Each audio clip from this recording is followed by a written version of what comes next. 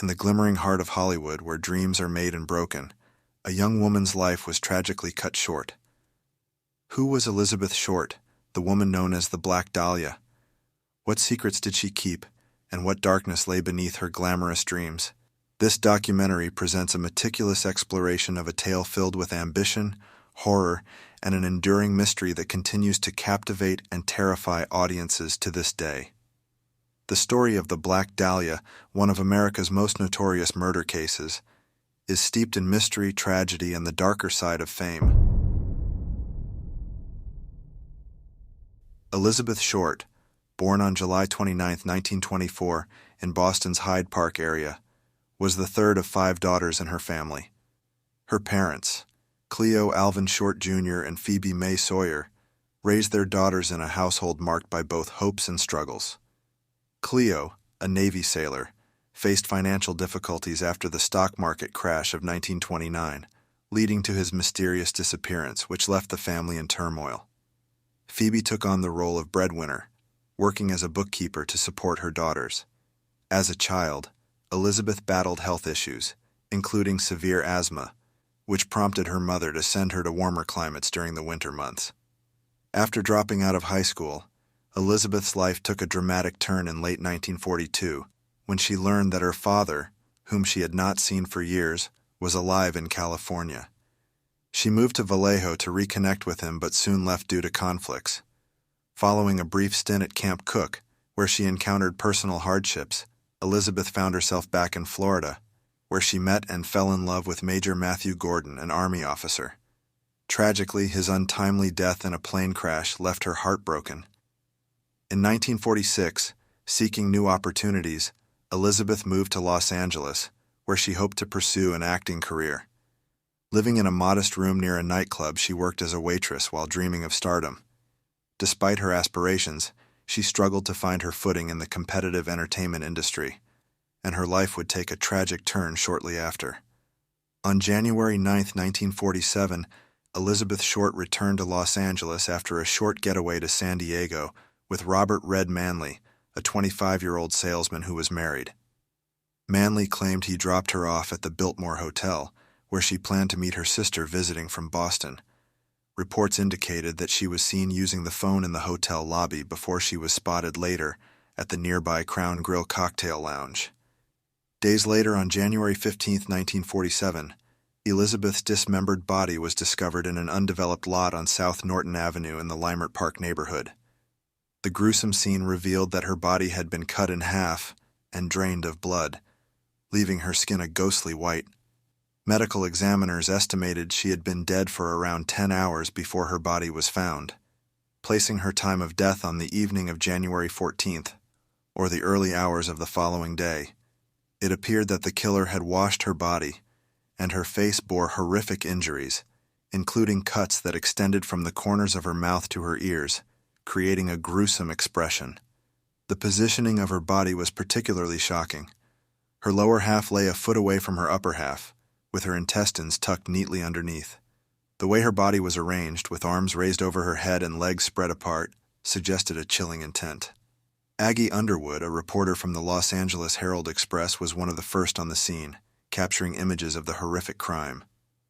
Nearby, investigators found a heel print and a cement sack containing blood, adding to the mystery surrounding her death. On January 21, 1947, a person claiming to be Short's killer placed a phone call to the office of James Richardson, the editor of the Examiner, congratulating Richardson on the newspaper's coverage of the case and stating he planned on eventually turning himself in, but not before allowing police to pursue him further. Additionally, the caller told Richardson to expect some souvenirs of Beth Short in the mail. On January 24th, a suspicious manila envelope was discovered, addressed to the Los Angeles Examiner and other Los Angeles papers, with individual words that had been cut and pasted from newspaper clippings. A large message on the face of the envelope read, "Here is Dahlia's belongings letter to follow." The envelope contained Short's birth certificate, business cards, photographs, names written on pieces of paper, and an address book with the name Mark Hansen embossed on the cover. The packet had been carefully cleaned with gasoline, similarly to Short's body, which led police to suspect the packet had been sent directly by her killer. Despite efforts to clean the packet, several partial fingerprints were lifted from the envelope and sent to the FBI for testing. However, the prints were compromised in transit, and thus could not be properly analyzed. The same day the packet was received by the examiner, a handbag and a black suede shoe were reported to have been seen on top of a garbage can in an alley, a short distance from Norton Avenue, 2 miles from the crime scene. The items were recovered by police, but they had also been wiped clean with gasoline, destroying any fingerprints. On March 14th, an apparent suicide note scrawled in pencil on a bit of paper was found tucked in a shoe in a pile of men's clothing by the ocean's edge at the foot of Breeze Avenue in Venice. The note read, "To whom it may concern, I have waited for the police to capture me for the Black Dahlia killing but have not. I am too much of a coward to turn myself in, so this is the best way out for me. I couldn't help myself for that, or this." The pile of clothing was first seen by a beach caretaker who reported the discovery to lifeguard Captain John Dillon. Dillon immediately notified Captain L.E. Christensen of West Los Angeles Police Station. The clothes included a coat and trousers of blue herringbone tweed, a brown and white t-shirt, white jockey shorts, tan socks, and tan moccasin leisure shoes, size about 8. The clothes gave no clue about the identity of their owner. Police quickly deemed Mark Hansen, the owner of the address book found in the packet, a suspect. Hansen was a wealthy local nightclub and theater owner, and an acquaintance at whose home Short had stayed with friends. According to some sources, Hansen also confirmed that the purse and shoe discovered in the alley were in fact Short's. Ann Toth, Short's friend and roommate, told investigators that Short had recently rejected sexual advances from Hansen, and suggested it as potential motive for him to kill her.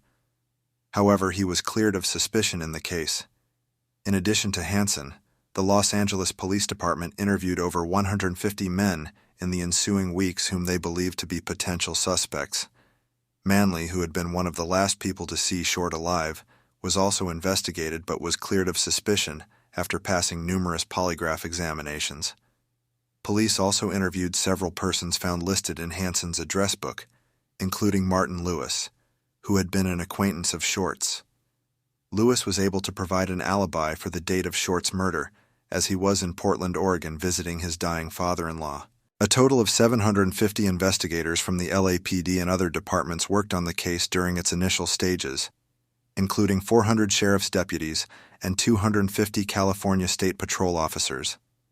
Various locations were searched for potential evidence, including storm drains throughout Los Angeles, abandoned structures, and various sites along the Los Angeles River. But these searches yielded no further evidence. City Councilman Lloyd G. Davis posted a $10,000 reward for information leading to Short's killer. After the announcement of the reward, numerous individuals came forward with confessions, but most of these were dismissed by police as false. Several of the individuals who falsely confessed were subsequently charged with obstruction of justice. One of the most intriguing and controversial suspects in the Black Dahlia case is Dr. George Hoddle, a prominent Los Angeles physician. Hoddle was known for his wealth, influence, and questionable behavior. His connection to Elizabeth Short, as well as his suspicious actions following her murder, have led many to believe he could have been the killer. Hoddle's residence was located near where Short's body was discovered, and he was known to have had a relationship with the victim. But it wasn't just proximity or association that raised suspicions. Hoddle's son, Steve Hoddle, a former LAPD detective, believes his father may have been the murderer. Steve's investigation into his father's life uncovered a series of disturbing clues, including alleged recordings where George Hoddle seemingly confessed to the crime. Despite extensive investigation into his background and activities, there was never enough conclusive evidence to charge Hoddle. Still, for many, he remains the prime suspect in the Black Dahlia murder. Another suspect who emerged was Leslie Dillon, a bellhop with ties to the hotel where Elizabeth Short had stayed. Dillon came to the attention of police after a psychiatrist, who had been treating him, tipped off authorities about his knowledge of the case. Dillon's familiarity with the details of the Black Dahlia murder raised suspicions that he may have been involved. Dillon was interviewed extensively, but his alibi checked out, and no physical evidence linked him to the crime. He was eventually cleared of any involvement in Short's murder. However, his name remains a point of interest in the case, given the circumstantial nature of his connection to the victim. Throughout the investigation, numerous witnesses reported seeing a mysterious man in a suit in the days leading up to Short's death. Some believed he may have been seen with Elizabeth shortly before she disappeared. But who was he? And what was his connection to the Black Dahlia? Descriptions of this man were inconsistent, and no one was ever able to identify him with certainty. Despite this, the man in the suit remains a part of the ongoing mystery surrounding the case. As the investigation into the Black Dahlia murder continued, a host of other suspects emerged. Among them was Dr. Jacob S., a physician who had been one of many men in Short's social circle. Despite the lack of any concrete evidence, Murray's name was often mentioned, but he was never charged with the crime. Despite decades of investigation, the Black Dahlia murder remains unsolved. George Hodel, with his suspicious behavior and the eerie recordings, stands as the most prominent suspect, but without definitive proof. The case has never been closed. As we continue to search for answers, Elizabeth Short's brutal murder still looms over Los Angeles, a chilling reminder that some mysteries are never meant to be solved. The Black Dahlia case is not just a story of a tragic death, but also of the secrets that continue to haunt those who investigate it. Who killed Elizabeth Short? The answer may never be known, but the search for the truth will forever remain part of American criminal history. Thanks for watching, and make sure to subscribe.